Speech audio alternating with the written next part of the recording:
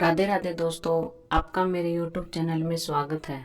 आज मैं आपको सत्यनारायण भगवान की कथा का दूसरा अध्याय सुनाने जा रही हूँ। सूत जी बोले, हे ऋषियों, जिसने पहले समय में इस व्रत को किया है उसका इतिहास कहता हूँ, ध्यान से सुनो। सुंदर काशीपुरी नगरी में एक अति निर्धन ब्राह्मण रहता था। वह भूख और प्यास से बेचैन हुआ नित्य ही पृथ्वी पर घूमता था। ब्राह्मणों को प्रेम करने वाले भगवान ने ब्राह्मण को दुखी देखकर बूढ़े ब्राह्मण का रूप धर उसके पास जा आदर के साथ पूछा, हे विप्र, नित्य दुखी हुआ पृथ्वी पर क्यों घूमता है? हे श्रेष्ठ ब्राह्मण, यह सब मुझसे कहो, मैं सुनना चाहता हूँ। ब्राह्मण बोला, मैं बहुत निर्धन ब्राह्मण हूँ, भिक्षा के लिए पृथ्वी पर फिरता हूँ। हे भगवान, यदि आप इसका उपाय जानते हो तो कृपा कर कहो। वृद्ध ब्राह्मण बोला कि सत्यनारायण भगवान मन वांछित फल को देने वाले हैं, इसलिए हे ब्राह्मण, तू उनका पूजन कर, जिसके करने से मनुष्य सब दुखों से मुक्त होता है।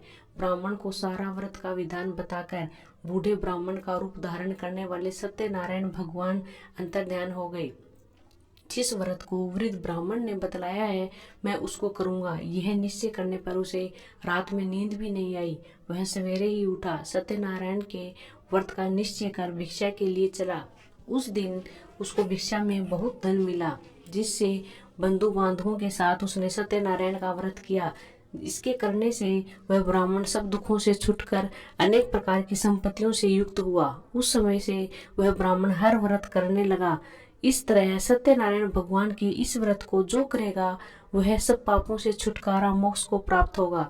आगे जो पृथ्वी पर सत्यनारायण व्रत करेगा वह मनुष्य सब दुखों से छूट जाएगा। इस तरह नारद जी ने नारायण का कहा हुआ यह व्रत धूम से कहा, है विप्रो, मैं अब और क्या कहूँ। ऋषि वाले, हे मुनि विश्रो, संसार में इस ब्राह्मण से सुनकर किस किसने इस व्रत को किया, हम सब सुनना चाहते हैं, इसके लिए हमारे मन में श्रद्धा है। सूत जी बोले, हे मुनियो, जिसने उस व्रत को किया है वह सब सुनो। एक समय वह ब्राह्मण धन और ऐश्वर्य के अनुसार बांधवों के साथ व्रत करने को तैयार हुआ। उसी समय एक लकड़ी बेचने वाला बूढ़ा आया और बाहर लकड़ियों को रखकर ब्राह्मण के मकान में गया।